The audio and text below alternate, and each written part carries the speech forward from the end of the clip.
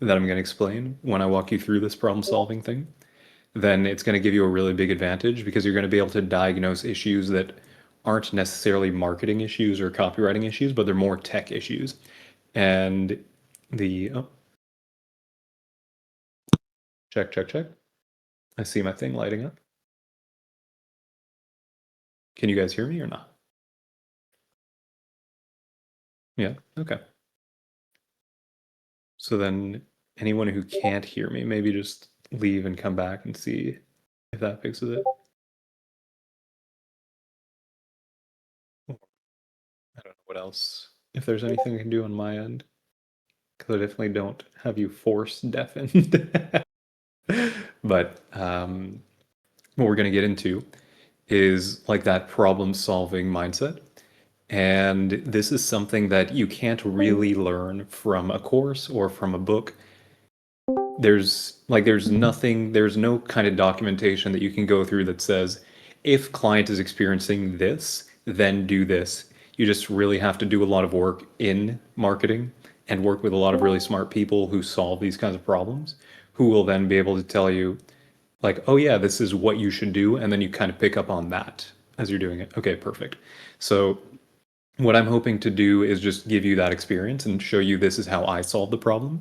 Because then in the future, if you run into something like this, you'll be able to solve it for yourself. Does that sound good? Yes, is in chat.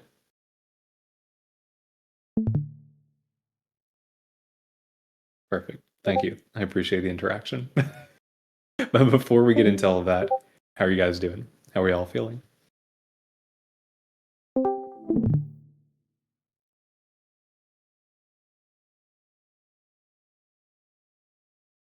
Nice. Good, good, good. I'm feeling a lot better these days now that I have no like high stress anything going on. Like life is so chill, it's crazy. This is the first time legit in let me just think. It would be since like September 2024 that I'm not working all day and being super stressed out. So the last time that I was able to experience this kind of yeah, exactly. Last time I was able to experience this kind of chill was thank you. Was before I started working with Bad. And at that point, I was working with the AI company and they were paying me a lot, and I wasn't really doing, I think I was only doing like 2 to 3 hours a day, depending on the day and what was going on. So I wasn't really doing a ton while I was with them. And my life was super chill.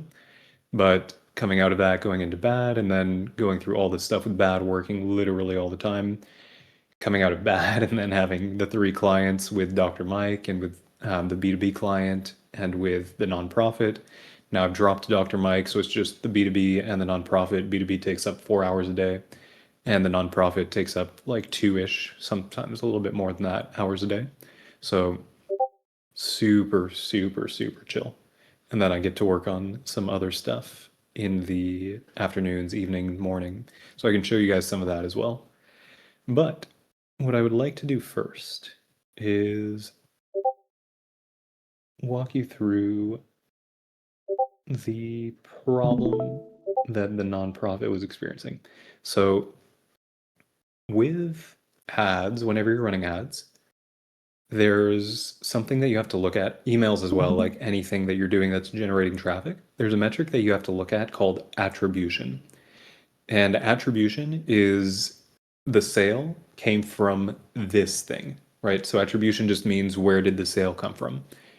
If you have good attribution, that means that you'll know where your leads and sales came from, like which touch points.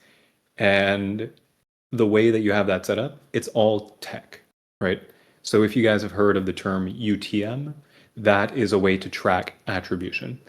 If you have a software like Hyros or Triple Whale, those are ways to track attribution. If you have a really good CRM, you can track attribution inside of there as well. So you can see essentially, I'm just going to use Hyros as my example because that's what I've used the most. But you can see if somebody clicked on ad number one and then they opted in on page number one, and then they booked a call, you can see that whole journey. So you can say, okay, cool, this call, I can attribute it to ad number one. But what you'll see more often than that is someone clicks on ad number one, someone clicks on ad number three, someone clicks on ad number seven, all the same person, and they only opt in after they've clicked on ad number seven. So that gives you a little bit of an idea of the customer journey as well. And depending on the model that you use when you're analyzing this, you can make different decisions based on what you see in the attribution. Like if I see that 157 or 137, whatever I just said, if I see that is my customer journey, then I can look at either first click, which means the person saw ad number one and that was the first thing that they did, the first thing that engaged them and got their interest. So there are some attribution models that will look at that and say, okay, cool, then that lead belongs to ad number one. There's another way to look at it called last click, where the last click would be ad number seven, and I would say, oh, the lead belongs to ad number seven because that's the one that got them to take action. There's another, like, the one that you would look at if you're using Hyros, for example, and it's called different things in different places.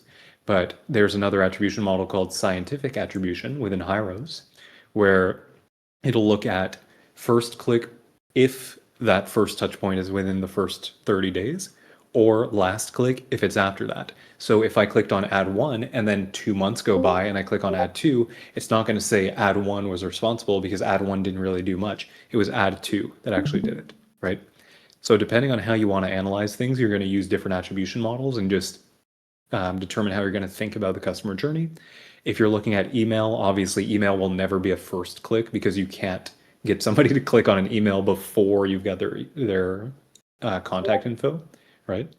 I use a lot of AI in my writing. So email, you'll always be going by last click because it doesn't make sense to look at first click. So different attribution models have different uses.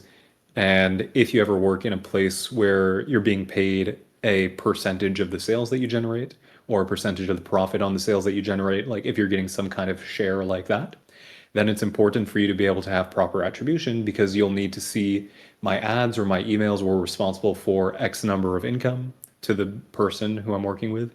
And so I deserve X% of that X number of income that they generated because that was our agreement, right? So that's what attribution is. Now, to set that up, it's a little bit complex. If you've never done it before, you're going to cry while you're trying to do it. But if you've done it a few times, then you kind of get the hang of it. So attribution, very, very important because that's also how we're able to make our decisions.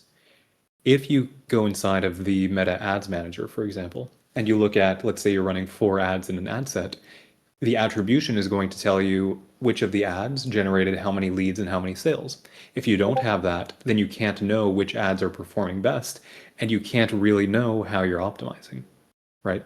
So when I came in to work with a nonprofit, their attribution was all messed up because what the agency was doing before I showed up is that they were running all of their ads with the wrong conversion objective, which means that, or the wrong conversion event, which means that they weren't getting the attribution properly.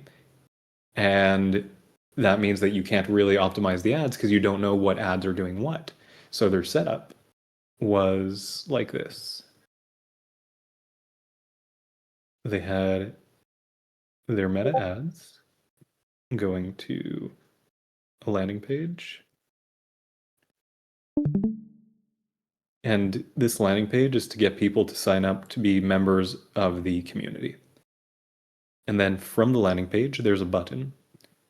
And if they click the buttons, then it goes to, I'll just call it platform. They use a platform for their memberships. And so you click on the button and then you go on that landing page. And then there you create your account. It's a free account, right? So it's a free membership, a free community. But you still have to go from this page to this page. And then from there, you fill in the form. After you've filled in the form, then you hit the thank you page. Now, the big issue that we're running into is that this is not trackable, and this is not trackable. Because with meta ads, the way that you're going to track stuff is by putting a pixel which is just like a piece of code. You put that on your pages, and then Meta and Hyros and whoever else, they're able to see that a person visits those pages and they're able to do the attribution. But with this platform, we can't put our pixel on that page, so we have no idea who's landing on this page, and we have no idea who's going through this form process, right? Like we can't pick up that data for Facebook or for Meta for the ads. We can only get them here or here. So this is a big gap in the attribution. And then also just because the agency wasn't smart, they weren't tracking the proper thing. They were just tracking literally like button clicks on this page. And they were lying to the nonprofit and being like, yeah, look at all these leads we got. But what they were saying were leads were actually just button clicks. So this is the setup. Now, when I take over, obviously, to be able to control the ads and like launch these campaigns, optimize them properly, do whatever we need to do on the ad side, I need to be able to track everything. We can't do that with this setup. So what did we do instead? Well, let me find the page for you guys.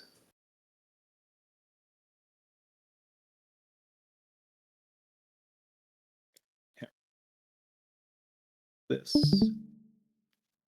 Give me one sec. I'll just find it in another browser.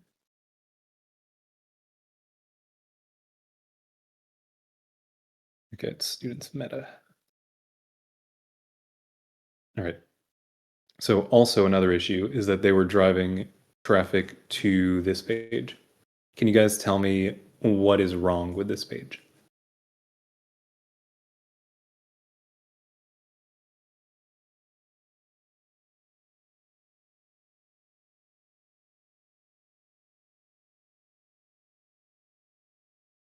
Yeah, this is the nonprofit.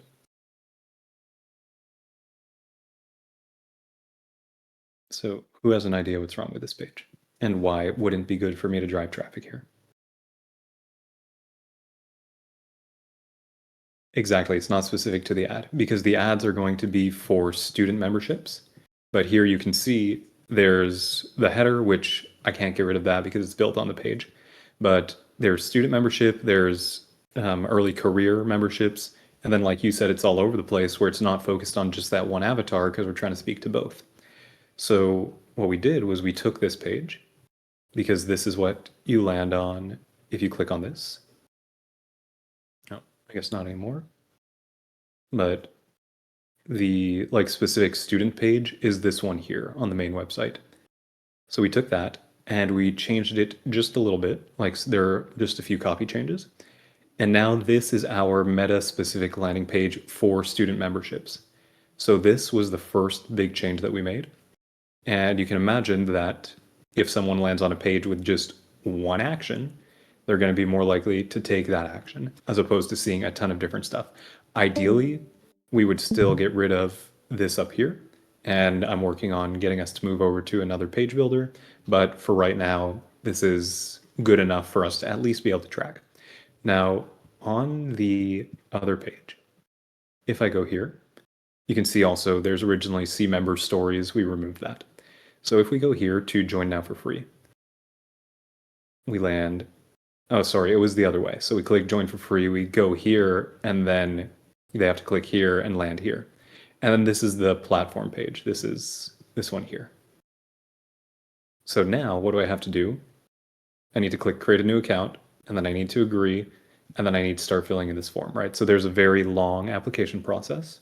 And then eventually I land on the thank you page, but I can't track any of this. So if you can't track any of that, all you can track is the end result where someone opts in. What is the, maybe you guys don't know, but what's the big downside of only having an action that's really deep in the funnel with a lot of friction?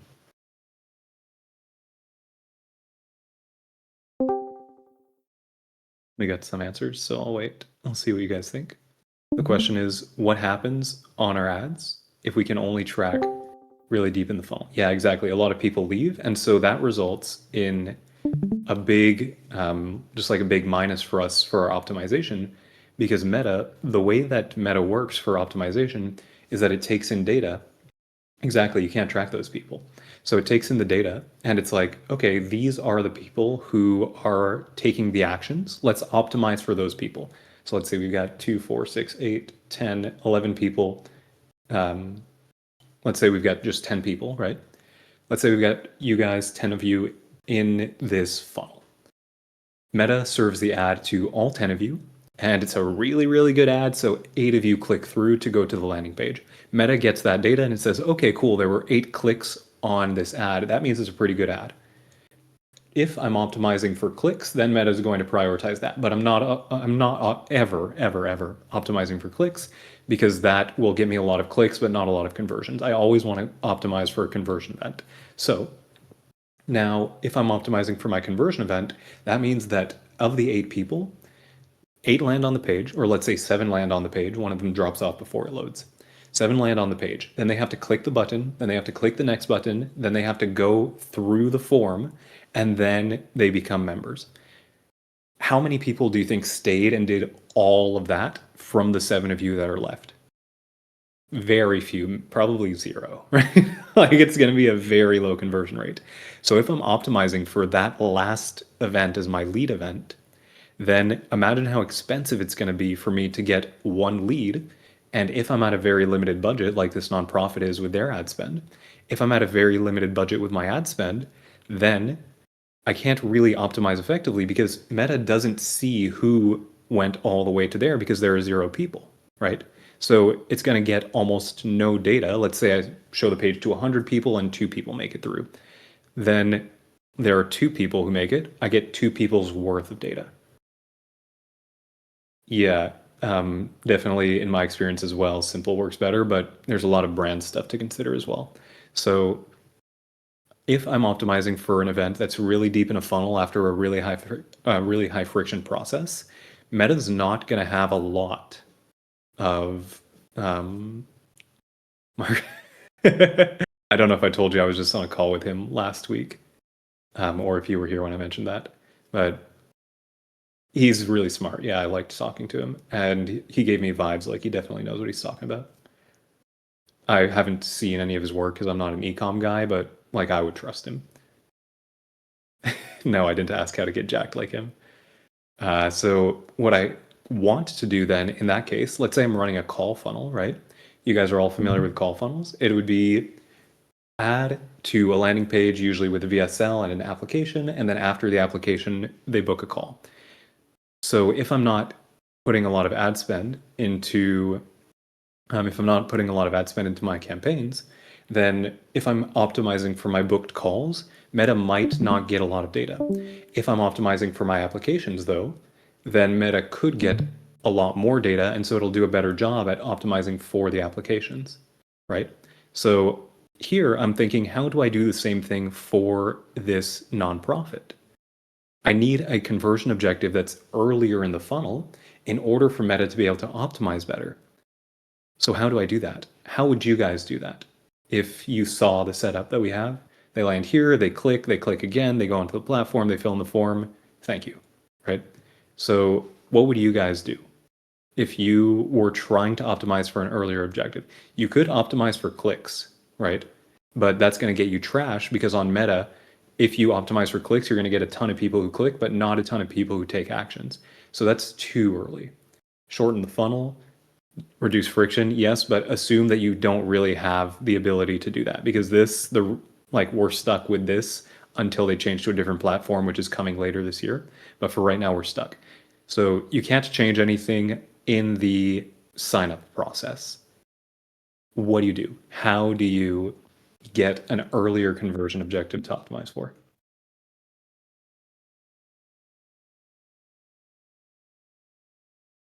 Maybe change the landing page. What would you change about the landing page? I don't want to. I just want to target those guys who are like actually watching that, like you said, students. I don't want to break it into students, employees, and stuff like that. So let's say you're trying to optimize for an earlier Yeah, this conversion header and objective. everything. How do Yeah, yeah. you, like, what is the earlier conversion objective? What do you can do something to the landing page. You're on the right track. what do you do to the landing page to create an earlier conversion objective? Something that's related to the ad, like the header. I don't know how much the header is related to the ad, but I feel like it's not. So the conversion objective has to be like an event, and we got the right answer in chat. So check this out. Boom. We put a form on the first landing page as step one, because now for anyone to enter our flow, they have to fill in first name, last name, email, and then hit submit. So what I can do on Meta now is say, hey, optimize for this conversion objective. Now you can imagine how much cheaper it's going to be for me to get people to just opt in on a form on step one versus waiting through this high friction process and having somebody finish their membership, right? That's going to be a long, expensive process. This is going to be very quick. And then the algorithm is going to be able to optimize so fast because it's getting so much data so quickly. Even if with this account we're only spending $60 a day, even with just $60 a day, I can get so many opt-ins, right? Especially for something free targeting students, right? Like that's a very cheap audience to go after. My CPMs are less than $10, which is crazy. My CTRs, because I know what I'm doing with the like targeting and with the copywriting, CTRs are above 2%, outbound CTR. So we're getting really good cost per click, really good cost for the landing page views, and then really good costs for this first step being completed, right? Yes. Well, for Dr. Mike, we were actually able to optimize for stuff a little bit further down the funnel, but it just depends on what your budget is, right? If you can afford to spend a lot, then you can optimize for later conversion objectives. If you can't, then you should look for earlier conversion objectives because ideally you're going to be getting at least one conversion per day for your conversion objective. So if I'm optimizing for calls, but a call costs me $300 and I'm only spending $100 per day, the algorithm's not going to get the data it needs. But if I'm optimizing for applications and it only costs me $50 per application, then I can get 2 conversions per day, which is going to be a lot better.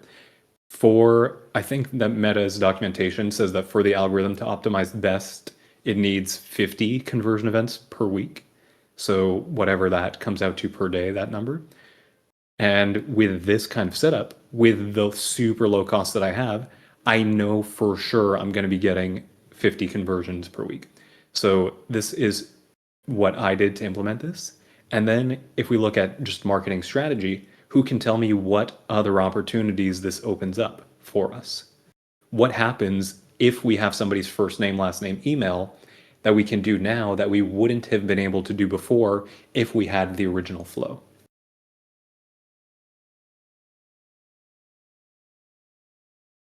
Exactly. We can build the list, right? They already have a list, but it's only people who would have gone through and become members.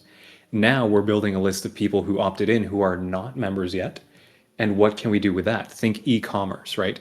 What happens on an e-commerce website when I add something to my cart, I start my checkout, and then I don't buy?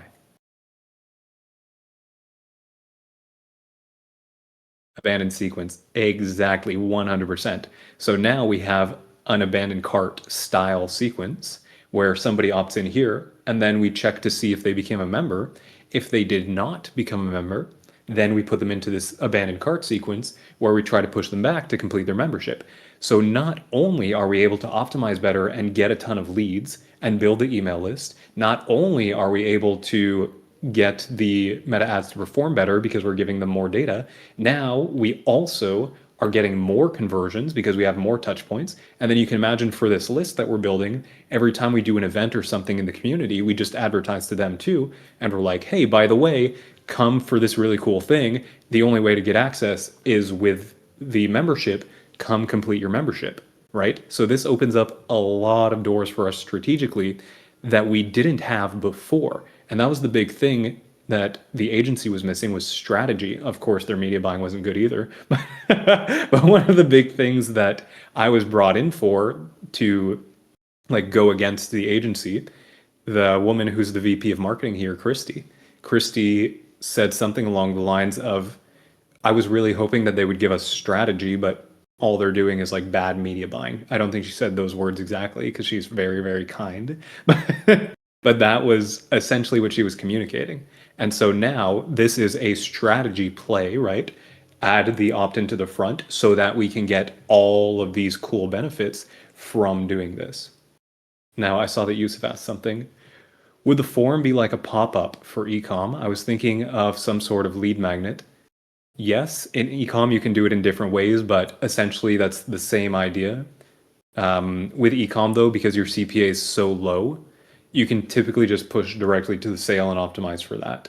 If you want to do exit intents and things like that, then that wouldn't really play into your ads. That's more of a strategy thing outside of ads.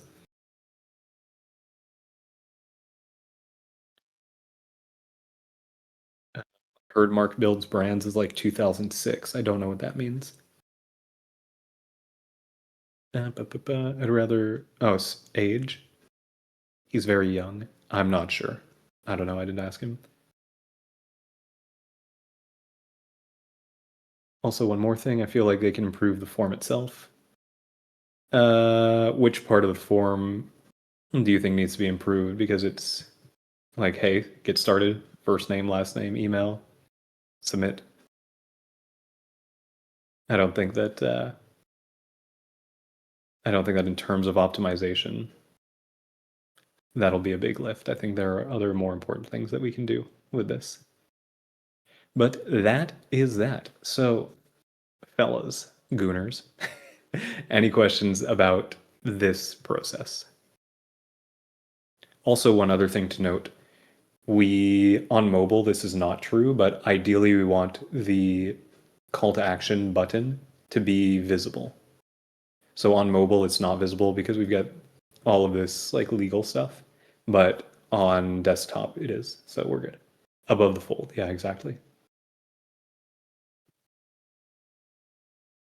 Just wait for Yusuf to drop his question in chat, or for anybody else to drop their questions in chat. But that, I would say, is my big W for the week, and I can read the stats to you. We just launched on Monday, so we don't have a ton of data, and I didn't update for yesterday either, so I've just got 3 days. But average 3 days was $70 of spend, $8.18 CPM, 182 outbound clicks, which means an outbound click-through rate of 2.29%. 1% is okay, 1.5% is good, 2 plus is crazy, so go Jonathan. Average number of landing page views was 157. Average number of form views was 28. So the form view counts only when someone clicks the button. The average number of leads per day was 20. Average landing page conversion rate was 12.95%.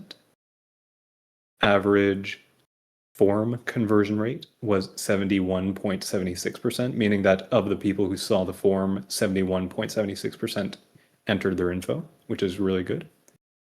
My average cost per lead was $3.22. I got 13 completed registrations on average, which means that my lead to member conversion rate is 62%, and my CPA is $5.20 for a new member. So we're spending $5.20 for each new member that we get. I have one question, a weird one. For ecom, it's also recommended for the product page to have the CTA above the fold, but this is very hard to do on mobile. They will still have to scroll a bit after the description and bullet list usually. That is not a question, that's a statement. Instead of putting the legal stuff there, I had this one other idea. How does a 2-page form on the pop-up, where the first page you add your details and the second page is the legal stuff with just the question? That would definitely not work better because then you have 2 steps instead of 1. And you will always see a drop off between steps.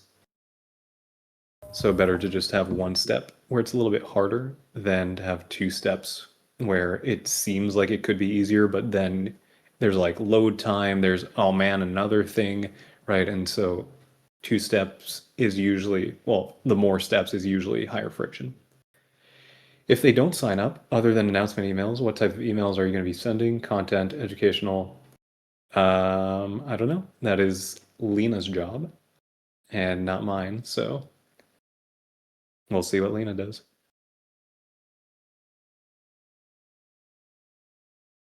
Sorry I'm late. What did I miss? You missed a lot. There's a lot of sauce in the last half hour. Does Facebook's algorithm assess the landing page as part of its auction process? Yes. So the drop off is not just the check mark. The drop off is that there are 2 steps as opposed to just one. But the algorithm, when it's like it scans every part of your funnel essentially. So it's going to scan what is in the ad copy. It's going to I did. It took me like 2 weeks. It's crazy. It's going to scan the ad copy. It's going to scan the transcript of the video. It's going to scan the text on the static. Thank you. It's going. I can turn the lights on too. It looks even cooler. Give me one sec.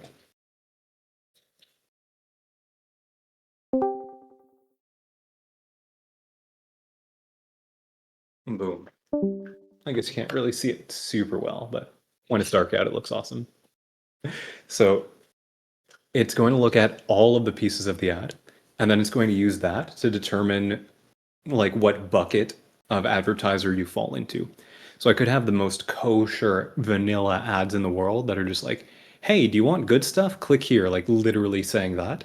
But then if on my landing page I'm like, yeah, I make $1 million in 2 weeks, get over here, bro, like that kind of stuff, it's gonna look at that and be like, okay, so you're a scummy BizOp guy. Got it, right? And then it's gonna put you in that bucket of scummy BizOp guys trying to show your ads to people who buy BizOp, and then it's gonna make your costs go up for your CPMs because that's an expensive audience to target and there's a lot of competition. If your landing page is very vanilla, but your ads are very high friction, same thing, right? So no matter where in your assets you have that kind of language, the algorithm's going to look at it and use that to categorize you. In my case, it's very clear that we're a nonprofit. We're doing basically a group funnel. It's very empowering. There's no negative language anywhere. I mean, you could argue that there is negative language of like, don't feel like you're alone, but it's not strong negative language. It's more empowering and positive. So all of these things factor into who we are and who we're showing our ads to. And that's why our CPMs are as low as they are, because Meta's like, oh, this is the type of audience that they're trying to show their ads to, and those people are like, you're not competing against the people who are willing to spend a lot of money. Those people who you're competing against are the lower spenders. So if I'm targeting, right now it's just very open targeting, but the algorithm understands also from the way I wrote my ads and from the way the landing page is that it should be serving my ads mostly to people who are 18 to 35 or 18 to 34. I don't know if it's like where it's cut off, but that's the age group that we get put into because it looks at my copy and it looks at the landing page and it says, okay, cool, show it to these people. This is what's relevant to them. So if I'm targeting students as an audience, you can imagine how cheap it is to target students because as an info brand or as an e-commerce brand or as a SaaS brand, it doesn't make sense for me to target young female students, right? SaaS brand, what are these women going to download? Like Duolingo for free, maybe? But other than that, I'm not selling them Asana. That doesn't make sense. For e-commerce, I can't really push a $120 perfume on these girls because they can't afford it, right? Like they're struggling to get by. They're eating ramen every day. And then for info brands are usually targeting people with money because it's usually high ticket is the way that info brands make their money. So I'm not going to sell a $12,000 learn how to do remote closing offer like Shelby Sapp, right? I'm not going to sell that to this audience. So none of those other people are targeting these women, and I'm not competing against any of them. So my CPMs are super cheap because nobody's trying to sell anything to these guys.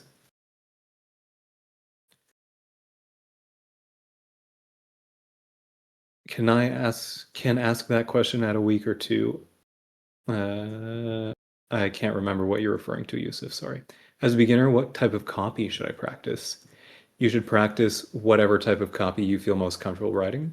I would study long form sales letters because, or VSLs, because those things are going to show you more of the techniques being used really well. It's very high stakes when you do a long form sales message. So for me, the way that I've explained it to a few people recently is if I'm writing ads, I've seen so many things work that I never thought would work, and I've seen so many things bomb that I never thought would bomb. So at this point, I just think about ads and emails as a volume game, right? Like just get as much out as you can, get the data, and then optimize based on that. Like don't overthink it, just push, push, push, push, push, high volume.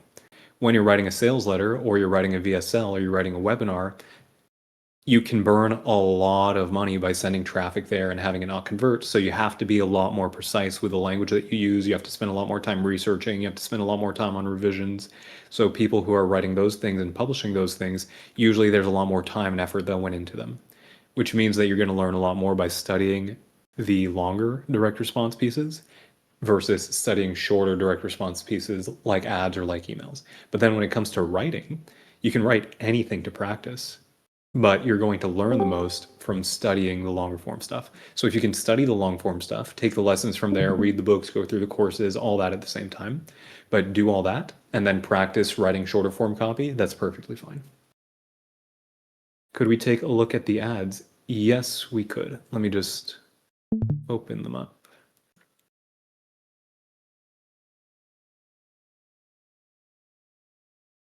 I'm just going to make sure that there's no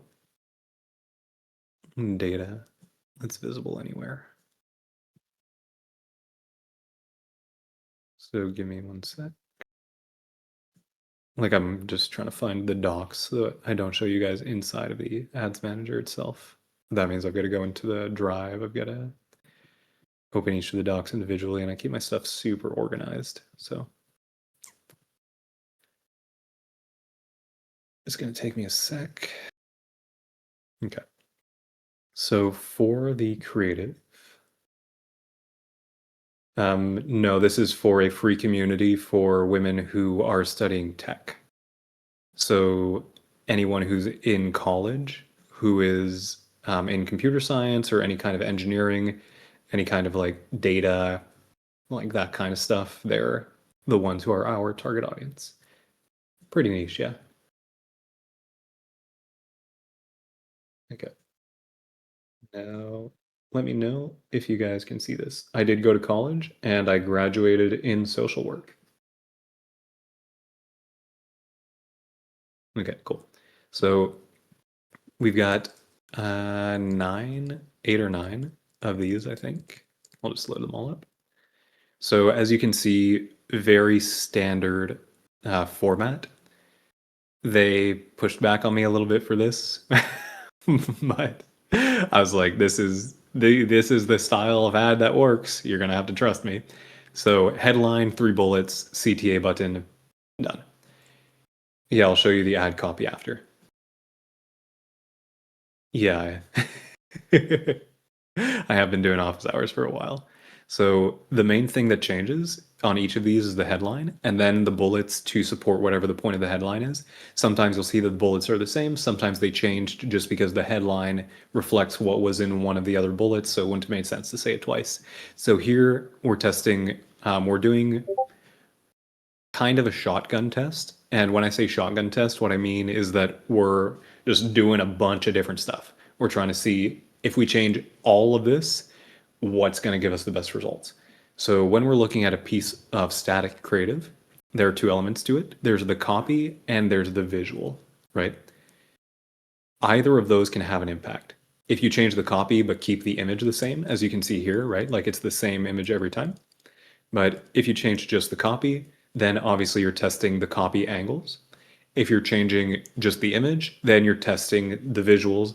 And with Shelby, for example, we tested a bunch of different stuff visually, and we found that consistently there were 2 or 3 images that performed best, which was good for us to know because then instead of just using one image and the same image for how many ever versions of copy that we're going to have, then we can use those 2 or 3 images rotated with whatever winning copy we have. So just one piece of copy, instead of being 1 creative, now it can become 3 creative.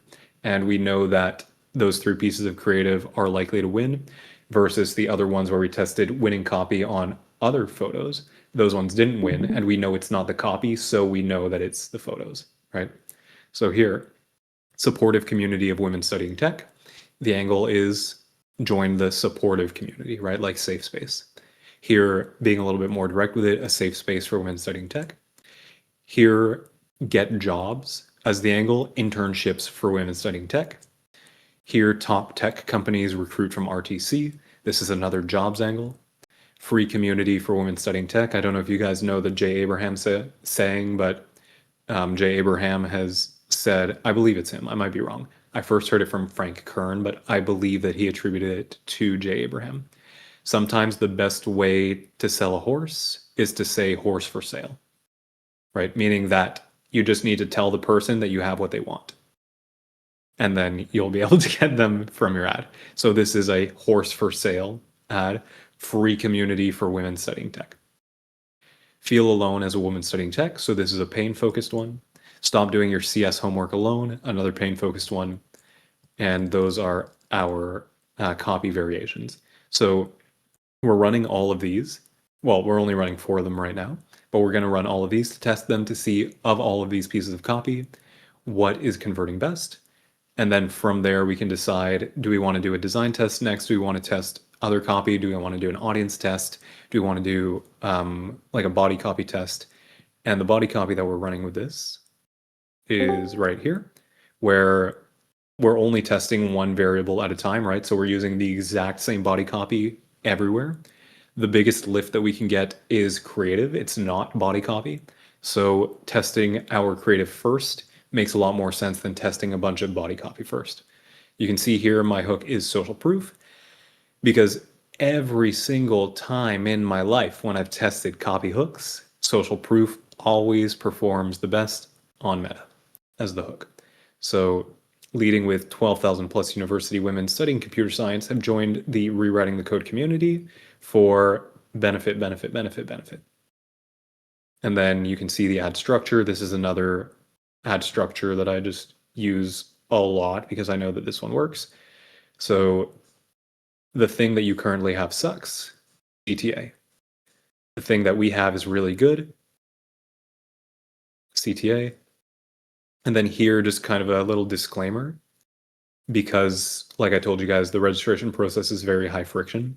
So heads up, it'll take you about 5 minutes to complete the registration. There are a lot of questions, but it's actually really good because of this.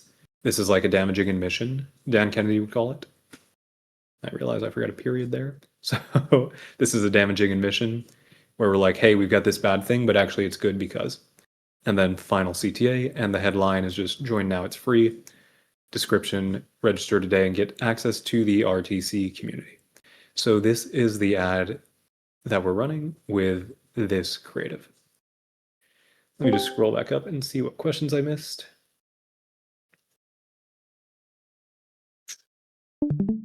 Maybe Secret Forbidden Study Technique ebook that will help them pass all their exams for $17. No, because this is a nonprofit. Gotcha. So what amount of time does the algo need to readjust to changes? It's pretty instant.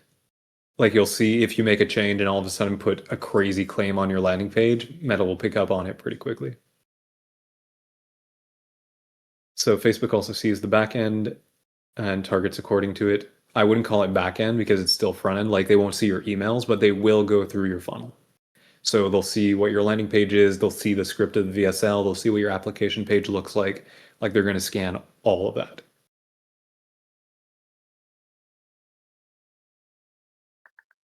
Do you guys test 6 headlines per angle? And I assume you're targeting only one avatar. So yes, always targeting just one avatar. Typically per ad set, yes, I will test 6 pieces of creative or like 6 different things.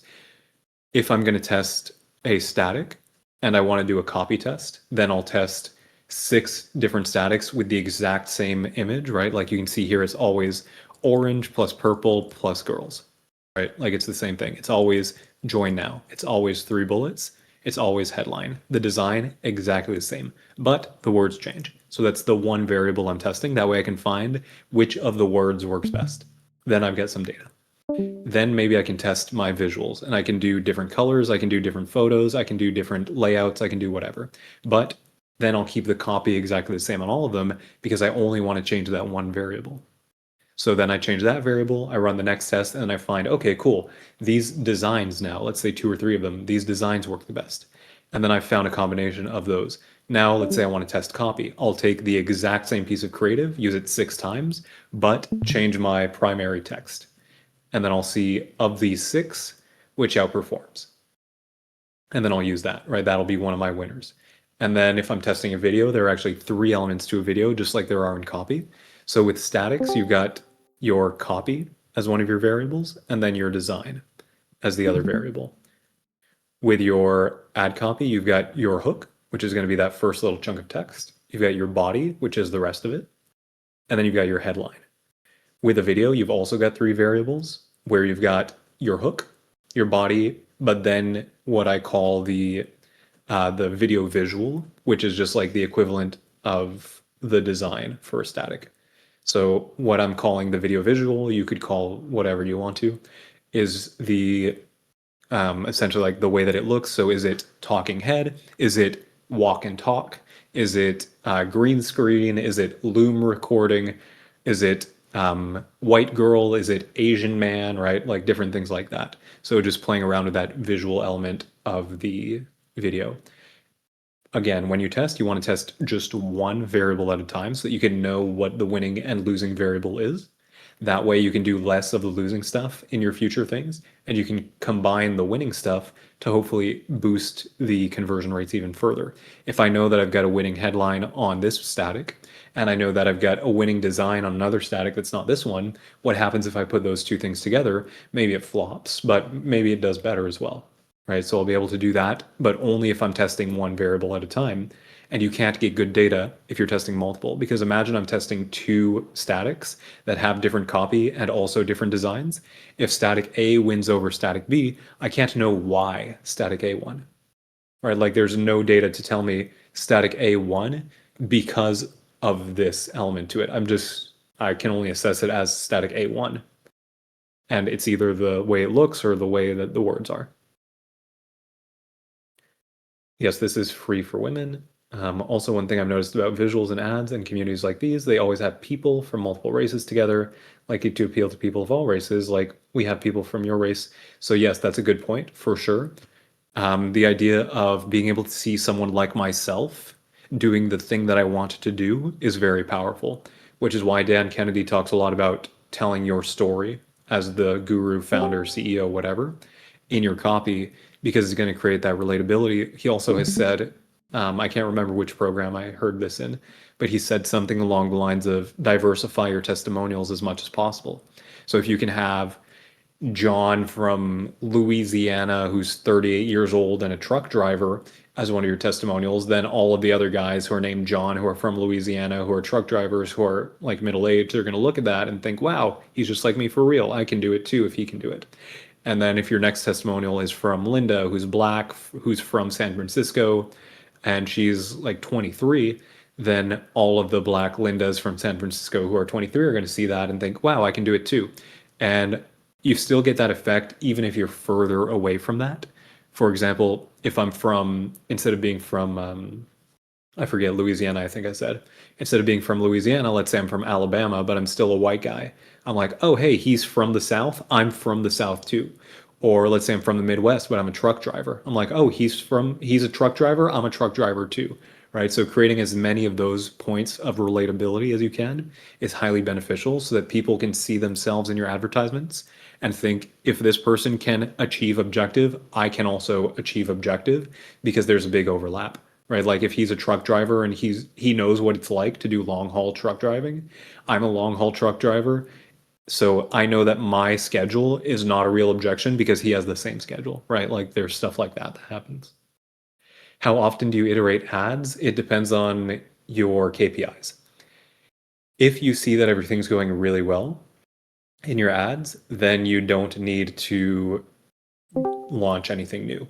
If I'm within KPI, like let's say I've set my target at $5 per lead, and I'm getting $3 per lead, $3 per lead, $3 per lead, I don't even have to touch it ever. I don't need to think about it. I let it run.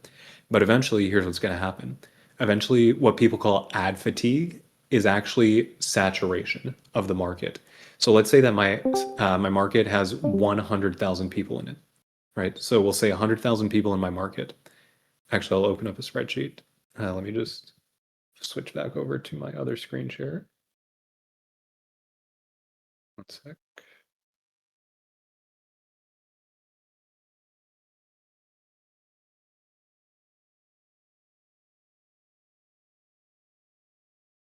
Okay.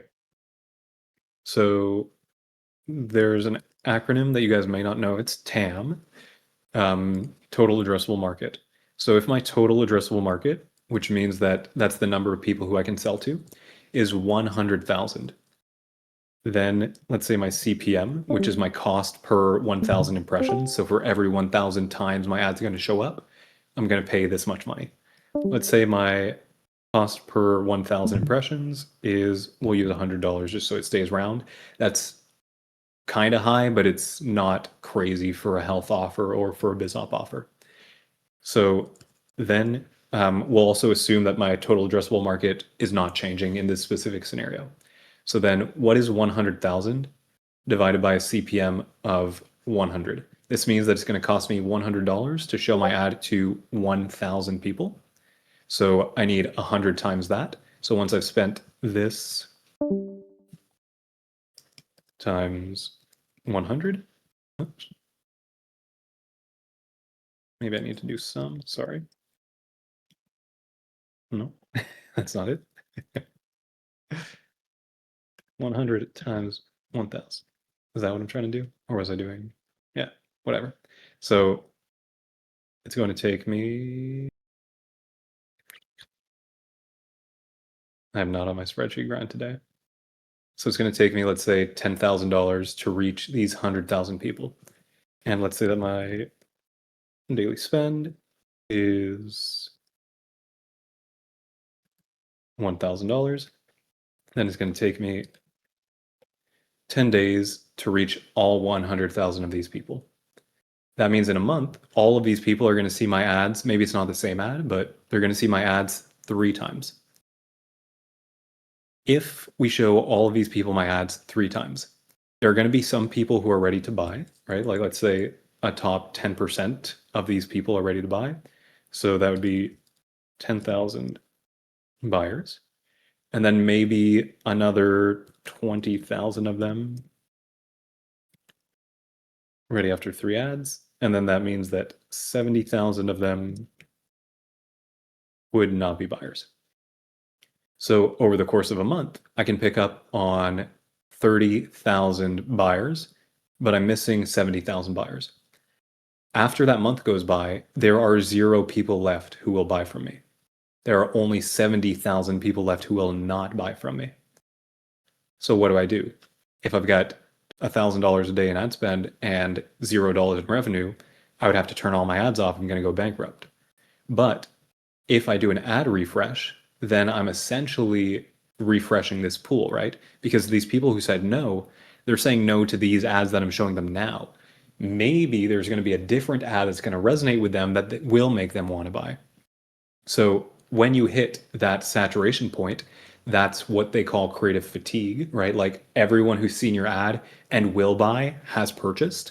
Everyone who's seen your ad and won't buy has chosen not to purchase. And so you just add in new ads to the mix, hoping that you can get that section of people who will not purchase. It's not this simple because there are always people who are leaving the market, right? Like let's say I'm in the market for a car. Eventually I'll buy a car and I'm not going to need a car for how many more years. But there will be new people who come in who do want cars. So the market's going to be very dynamic. The numbers are going to fluctuate. But if you're at a really high level of ad spend, you will experience creative fatigue. You will see that eventually your ads will stop being profitable. So that's when you want to do the refresh. The way that you can see this is if you're watching your click-through rates, your outbound CTR or your link click-through rate, meaning how many people clicked on your ad to go to your landing page, that's a really good indicator.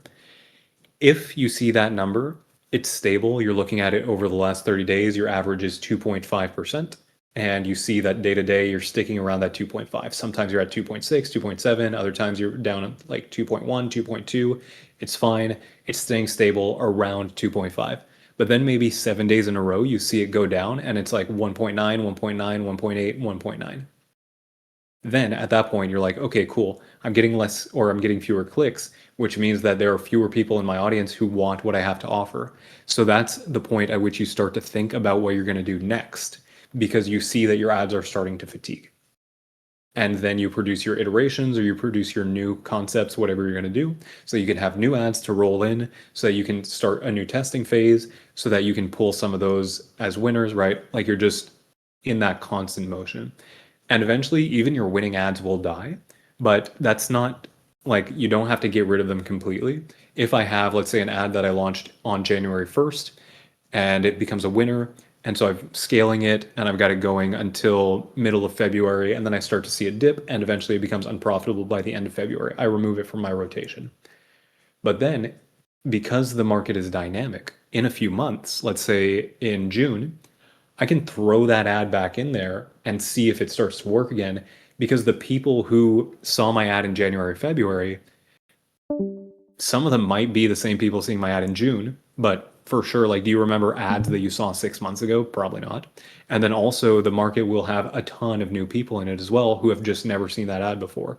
So you can build up that backlog for yourself and eventually roll all these things in, even if they at one point died, which is why one of the first things you do as a media buyer or as a strategist when you go into a new account, you look at historic performance, you see which ads were working really well in the past, and then you just relaunch those because they'll probably work really well again now, right? So hopefully that answers the question. How does this organization make money to market all of this? They get partnerships and donations. So Melinda Gates, the ex-wife of Bill Gates, she's one of the big supporters of this organization. And the way that these people make their money, like make their money or revenue, is that yes, they get all of these women who are studying tech and early career women in their membership. And then they use that to get partnerships with tech companies, like let's say Duolingo or Netflix or whoever. And they'll say, hey, Duolingo, are you looking to hire for internships? It's really expensive and hard. Why don't you just come hire from our community instead? They're all here, all the women who have the skill sets. They know how to interview, they know how to do all these things, right? Like they're high quality people. So instead of throwing up a job posting or going to university campuses or doing whatever other stuff you hate, just become a partner with us, pay us whatever the sum is. Let's say it's like $100,000. I don't know actually what it is, so I have no idea. But let's say it's $100,000. Then give us $100,000. You get access to our group. And then because of what they're saving in terms of the hiring process and then the money that they're making on the interns or early career employees, then they're going to make their money back. So they're paying for access to community, access to data, things like that. I was asking about emails and you said it's Lena's job. So I asked, oh yeah. So in a week or two, let me just remind me and then I'll be able to ask Lena to pull the stats. How do you set up or decide on your KPIs? That is a great question. So I can walk you through it right now very simply.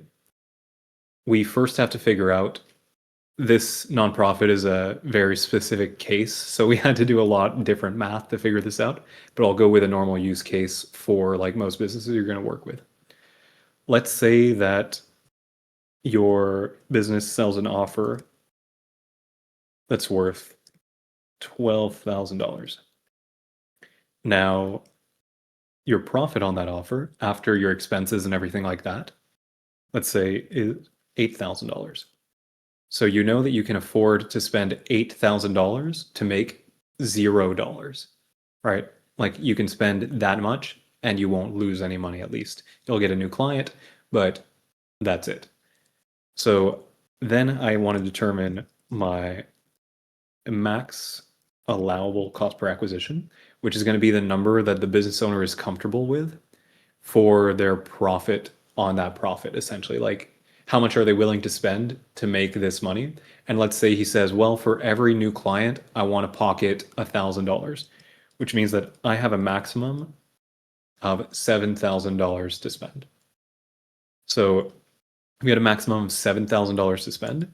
Now, what are the stages of my funnel? And what are the metrics at each of those stages?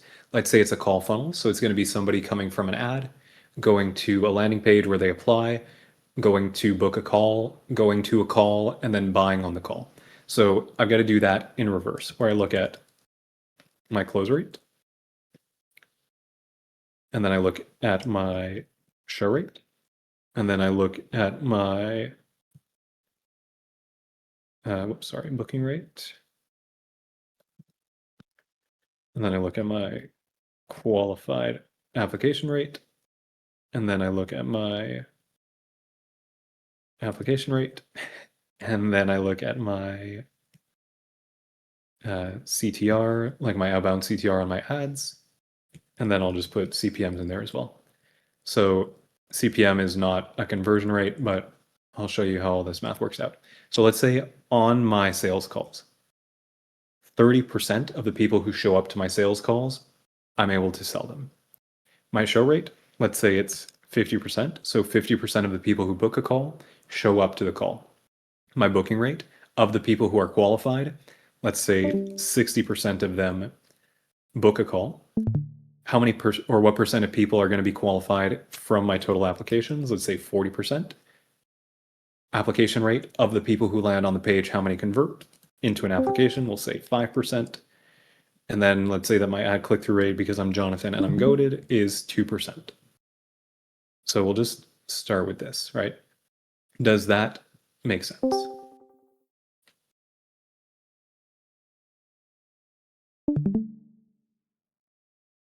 Okay, cool. And yes, I'll go through all the other questions. I know that there's more stuff, but I'll go through that after.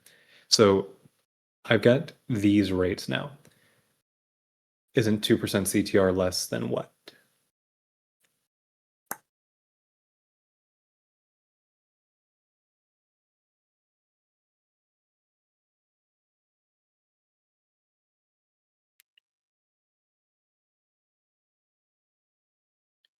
Oh, so this specifically would be for outbound CTR, which typically you'll see around 1%.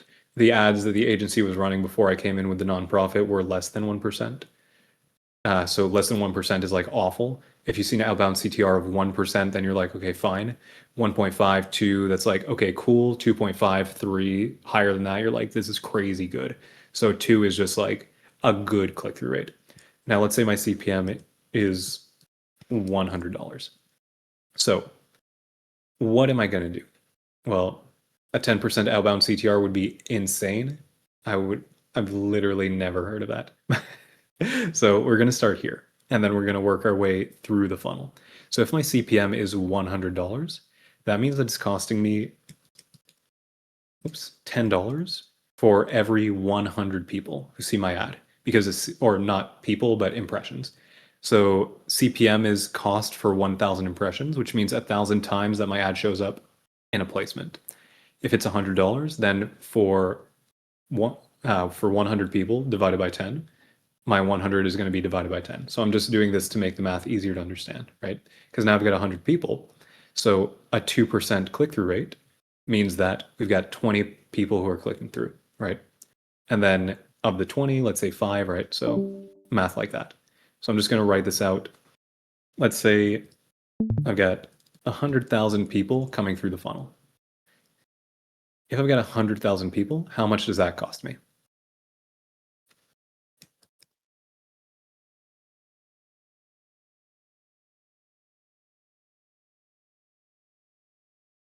You guys can use either of these numbers. $1,000. Can somebody check that math? Okay, perfect. We'll agree. It's $1,000. Yusuf's about to say something different. He's going to be like 84.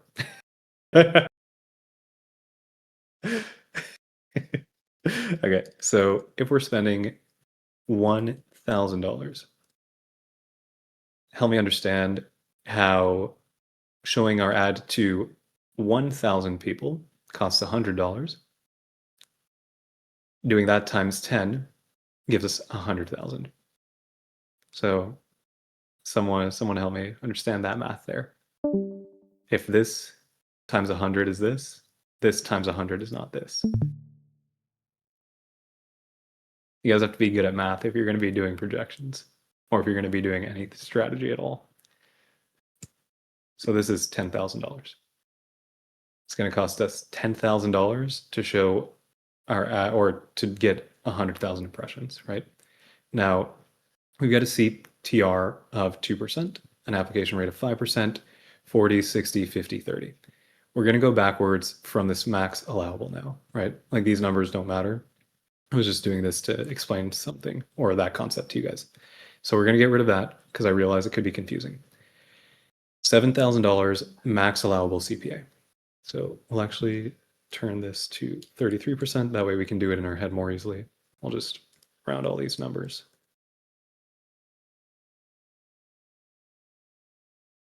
Yeah, so there we go. So if our max allowable is $7,000, 1 out of every 3 people closes. So how much do we need to spend for each live call? If I know that 33% of people will close, what's the maximum that I can spend to get 1 close? That means that I need to have just 1/3 of this $7,000. So $7,000 times 0.33. What does that give us?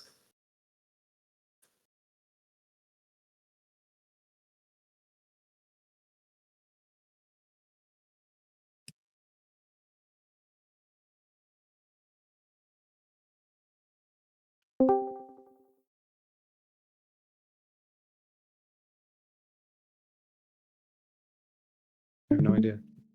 I don't get it.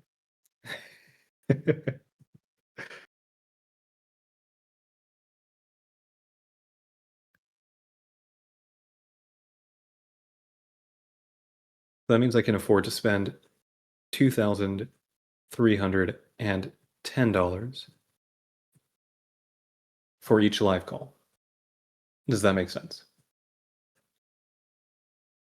I know that we got some, or we actually only got one right answer in chat. So RIP everybody else. Yeah, okay, cool. So I can afford to spend this for every live call because I know that if I spend this and I have a 1 in 3 people who close, then I'm going to get to that maximum allowable CPA. Now, this show rate is 50%. So that means that of everybody who books a call, half of the people show up. So how much can I afford to spend for each person who books a call if I know that only half of them are going to show?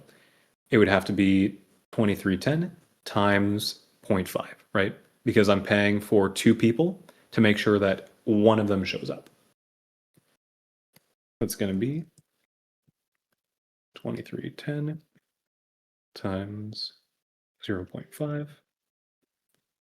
So I can afford to spend $1,155 for every person who's going to book a call, which is a lot, right? Like that's a lot of money that I can spend for each booking. Now, these other stats, right? We're just going to keep doing the same thing. So of these, I know that 50% of the people who are qualified are going to book my call. So, or book a call. So I can afford to spend how much for every qualified? It's going to be exactly the same thing because it's 50%. So it's going to be half of this, which means that I can do sum 1155 times 0.5. That means I can afford to spend $577.50 for each person who is qualified and lands on my booking page, knowing that half of them will book a call. Now, of everybody who completes my application, 20% of them will be qualified. So 1 out of every 5 people is qualified, which means I need to pay for 5 applications in order to get 1 person to my booking page. So how much can I afford to spend? It's going to be this number, 577.50 times 0.2, so that I can figure out the cost of 1 qualified for those 5 people who are coming in. So that's going to be this Was it 55 or 50? Okay, cool. 50 times 0.2. That means I can afford to spend $115 for every whoops. This is supposed to be just cost per app. For every application that comes in, I can spend $115. And then here with my application rate, this is my cost per landing page view, because out of every person who comes in onto my landing page, 5% is 1 out of every 20. So I need to pay for 20 people to see my landing page in order to do one, or in order to get one application. You set up tracking for this just with like all of the tech. So whatever you're building your funnels on, that'll be able to track how many page views and stuff you get. Whatever software you're using for your forms, that can track all the applications. Whatever software you're using for your calendar, that's going to track the calendar, the bookings, and then the sales stats like show rate and close rate. You just need to ask the sales team. But if you have a really good setup with something like Hyros, it's all going to be in there. Otherwise, you just have to look at all the data on all of these individual platforms, which is annoying, but it's still not that hard.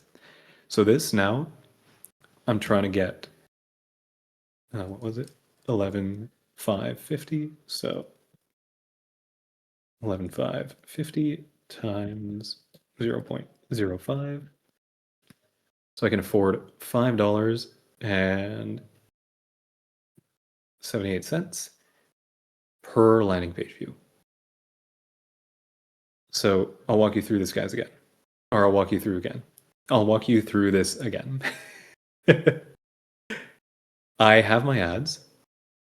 And for my ads, I'm paying for the people who are going to see my ads.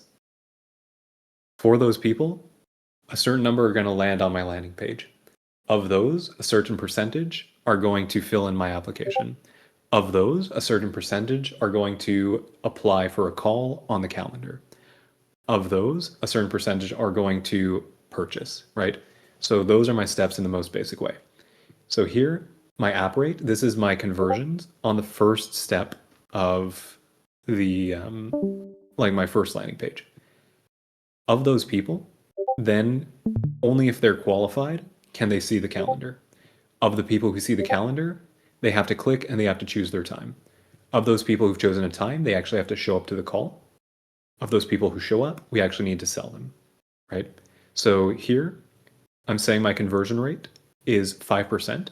So 1 out of every 20 people, or 5 out of every 100 people, is showing up to my landing page and then actually filling in my application. Here, of all the people who fill in my application, only 20%, or 1 in 5, is going to be qualified. Of those qualified people, half of them are going to book a call. Of those people who book a call, half of them are actually going to show up to the sales call. And then of those, 1 out of every 3 people is going to close. So if I know what my max allowable CPA is, right? If I know that I can spend up to $7,000 to get a new customer, then I just need to do my math backwards from there. And I say, okay, cool. $7,000. I've got a 33% close rate. So I need to talk to 3 people in order to make a sale. And I can afford to spend $7,000 per sale. So to talk to 3 people, I'm dividing this number by 3 to get 2,310. If I can afford to spend $2,310 per call, then I get 3 calls. That's going to come up to $7,000. And one of those is going to close. So I'm going to get the money from my sale, and that is within my max allowable CPA. Then with the show rate, same kind of thing. We're going one step back. So I'm like, okay, cool. I can pay $2,310 for every call. Only half of the people are going to show up to the call, though. So if I know that half of the people are going to show up, how much can I afford to pay for everybody who books? And that's going to be half of this number. So $1,155. That's how much I can pay per booking. My booking rate is going to be, of the people who are qualified, who actually booked a call, only half of them. So I need to get 2 people to get qualified in order to get 1 person to book. And that means that this number divided by 2, 577.50. So I can afford to pay this per qualified application. Here, if I can get 20% or 1 out of every 5 people to be qualified, how much can I afford to pay for that? I can afford to pay $115 per application. So then I'm going to be spending this much to get 1 qualified application, right? And then this is my first step, just the person coming in and converting on the first page, a 5% conversion rate. That's just this number and 5%. So I know that on my ads, I can pay $5.78 for everybody who lands on the landing page, because that means that I'm going to get this many people coming in, right, who are then applications, which means I'm going to get this many people who are qualified, this many people who book, this many people who show up, and this many people to close. So it's just the math all the way down the funnel for each of your steps in order to determine how much you can afford at each of these steps. If I've got these stats here on my ads, a CTR of 2% and a CPM of $100, am I able to run this funnel sustainably? Do you guys know how we would figure this out? Or do you think that, or do you feel like you want me to do that? Okay, cool. So we'll go back here and just explain again. So the CPM means that there are going to be 1,000 impressions of my ad for $100. With a 2% click-through rate, that means that there's going to be so 2% click-through rate would be, let's say 100 people see my ad, 2 of them are actually going to click. So 1,000 impressions, that means that 1,000 of them are going to click, right? So that means that I'm going to get 20 clicks, and we'll pretend that everybody who clicks lands on my landing page, which is not always true, because some people can exit before it loads or other stuff can happen. But we'll say 20 clicks, right? So I get, for $100, I get 20 clicks. Does that make sense?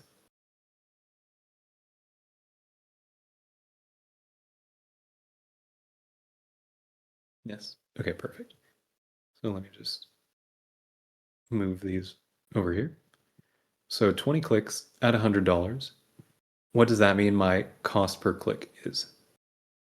I would do this divided by 20 and this divided by 20. So who can tell me what my cost per click is?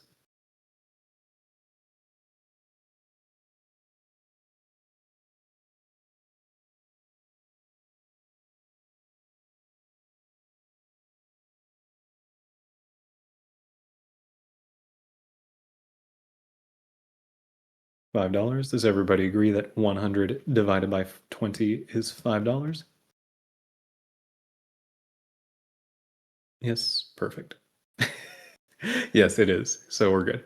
So now looking at my cost per click, my max allowable cost per landing page view is $5.78. Does that mean that this funnel is profitable?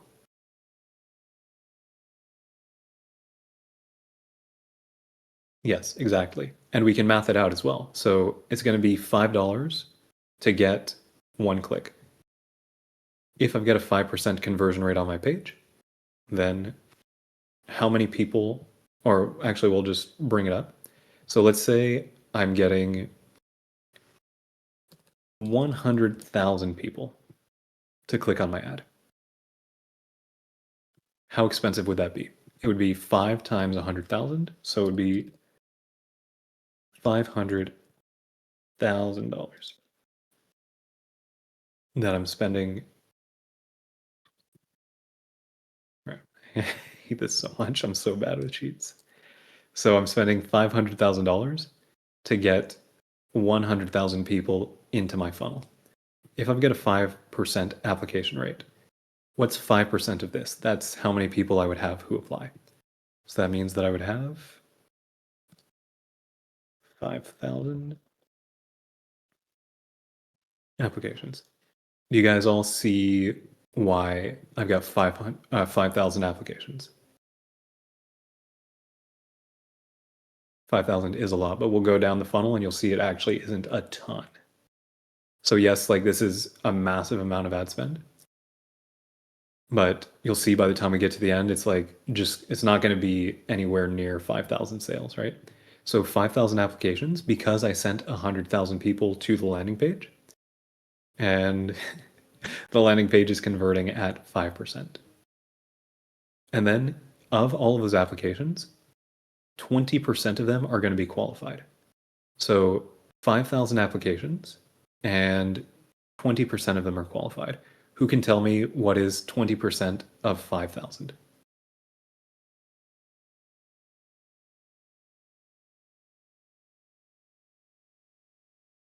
You can pull out a calculator if you want to. Like, there's nothing wrong with doing math on your calculator as you're doing this. Not $1,000, but 1,000 applicants, so or 1,000 qualified. So yes, you guys were both correct. So we've got 1,000 qualified applications. Now, if my booking rate is 50%, that means we have you shouldn't use AI just because in my experience the AI is not super good at doing these kinds of calculations. So I've had issues with it in the past, and it gives you the wrong data. So I've got 1,000 qualified applications. 50% of them book. So how many booked calls do I have?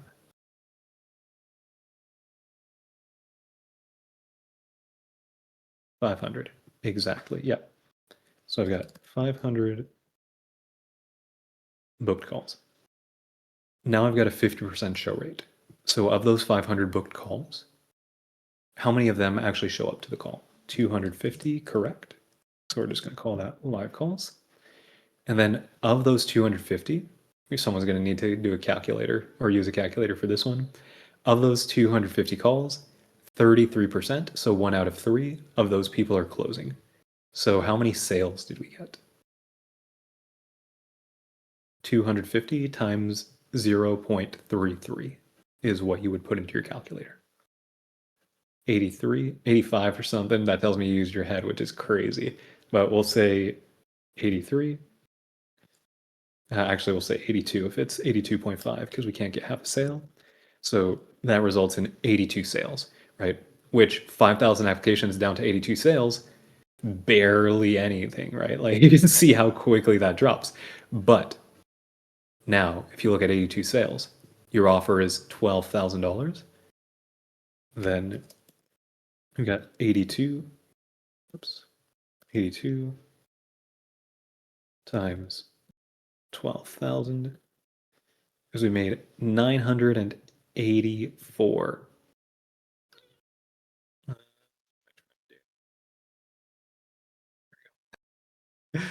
We made $984,000 off of our $500,000 in ad spend, which, yeah, almost $1 million. And then to calculate what our return on ad spend would be, we would just do this number here divided by, I don't know if this is actually going to work. It's going to give me an error. So 984,000 divided by 500,000. Did I do that right? Yes. So our return on ad spend is 1.97%, which means that for every dollar we spent on ads, we made back 1.97 times. Definitely not worth it. Scrap the funnel.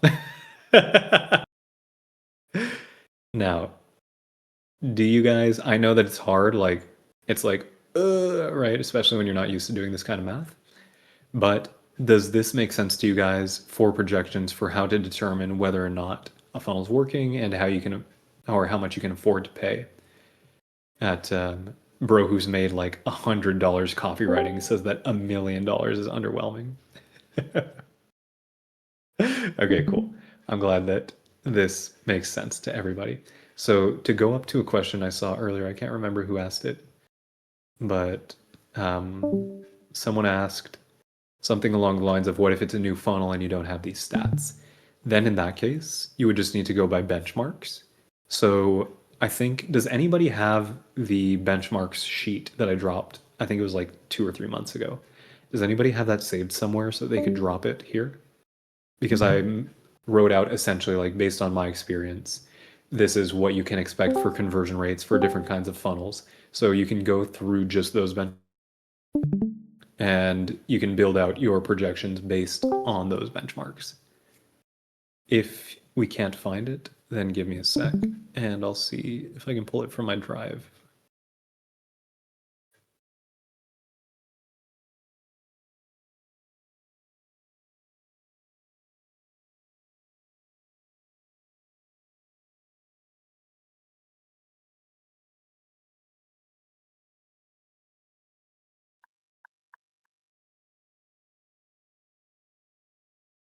All right, so here it is for you, friends.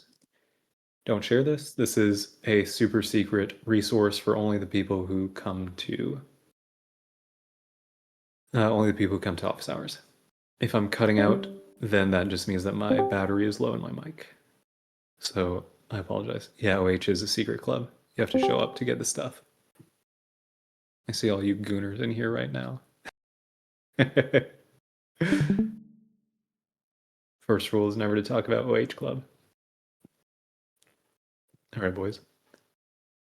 We done with math for today? You guys feeling good?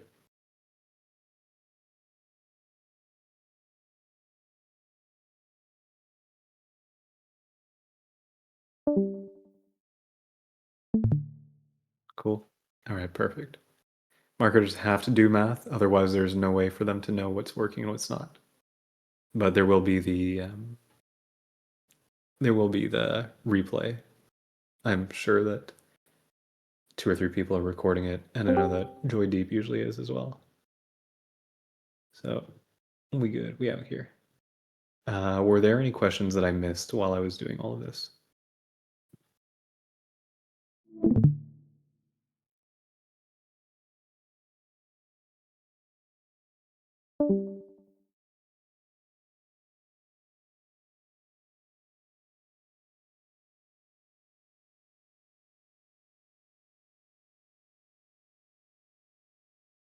No questions. You missed my important question about the Moroccan Jalbia. I didn't see that question. What was the question?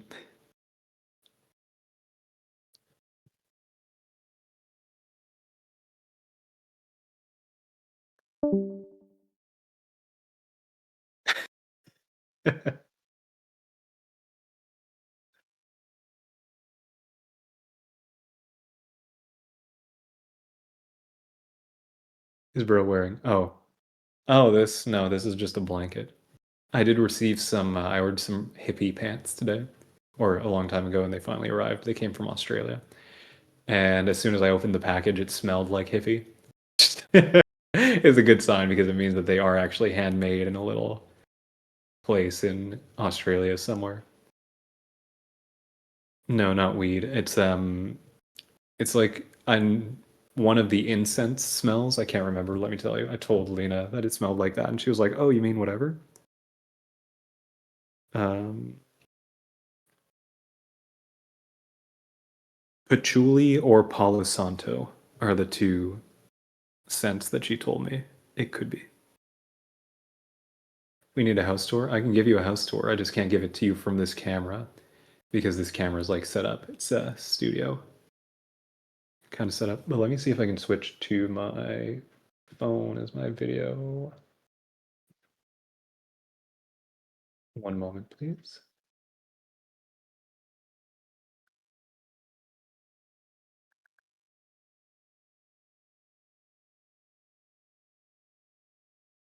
Okay, so there we go.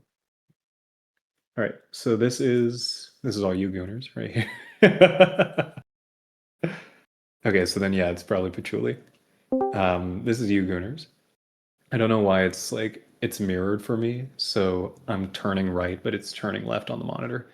So I don't know if it's doing that for you guys as well, but imagine my house in reverse, I guess. This is my other monitor. Let me just back up a little bit. So this is my office setup. Here, this is my window. See all of my outside. That's my little car. This one right here. And then from there, this is my office. That's a printer. This is a little thing that I can rest my feet on because otherwise my little legs dangle. because I got tiny little legs. Microphone, monitor number 1, laptop, keyboard, trackpad, monitor number 2, water bottle. This is my little notebook. Red light glasses back there, normal glasses up here. Books that are in my stack, like the next ones that I'm reading. That's where my camera's set up. Light number 1, light number 2, light number 3 is right here. Millennium Falcon and Darth Vader. All of these books. These ones at the end are swipe files and stuff.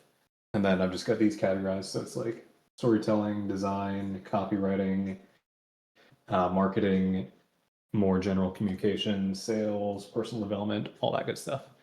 And then this is the rest of my house. So I've got over here another bookshelf.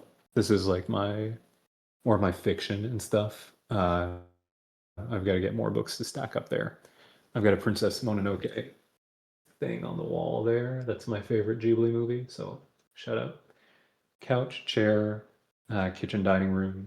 And then my bedroom is the door frame that you can kind of see right there. That is my bathroom. And then that is my office number 2 slash home gym. And then behind the fridge, you've got the laundry room. So that's where I have my washer, dryer, where I hang my clothes, all that. This that you see on the wall over there, that's some maps. For anyone who doesn't know, my autistic obsession is maps and flags.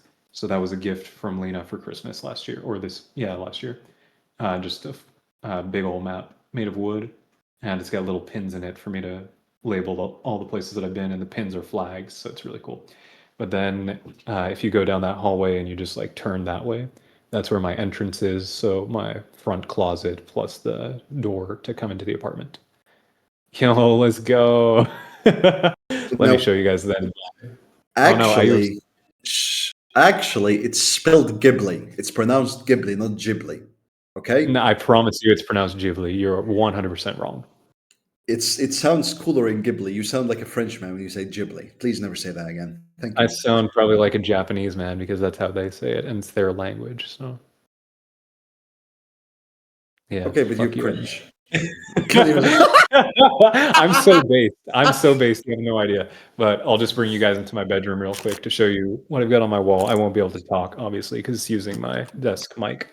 But give me 30 seconds. Bring us into the bedroom.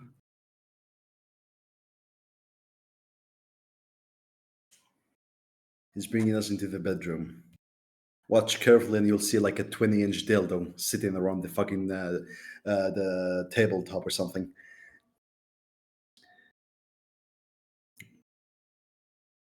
Yeah. See all of those flags? Yeah. He's gonna come back in the office and be like, "Fuck you, Ayub." Fuck you, Ayub. But no, the magic has never happened in that room because Lena has never been here after I moved in. And I'm in a committed relationship, so I ain't just fucking all these hoes all the time. You know how it is. But now, here we go. We are back.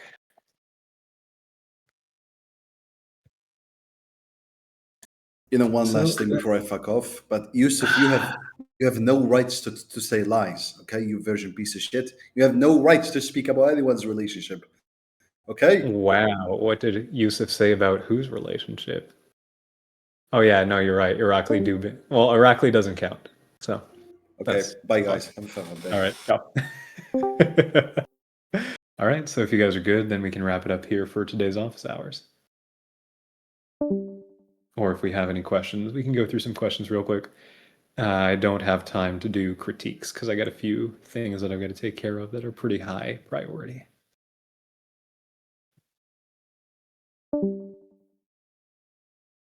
Has anyone told you they kind of look like Mark Zuckerberg? No, but the one that I do get a lot, which is crazy because like I've heard this from so many people who are not related to each other at all, right? Like people in different parts of my life who would have no way of coordinating this. I get Benedict Cumberbatch, right? From people who know me and have met me. I know, that's what I'm saying. Why did I get assaulted by Ayub?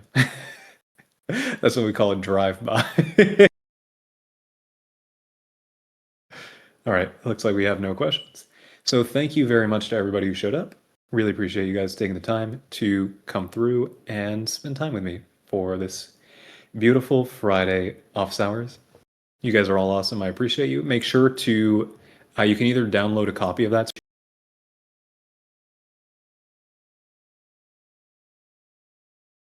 Just do both, that way you're safe. But keep that somewhere because it's going to help you out whenever you're doing any kind of funnel math or projections, to have these standard conversion rates that you can go off of.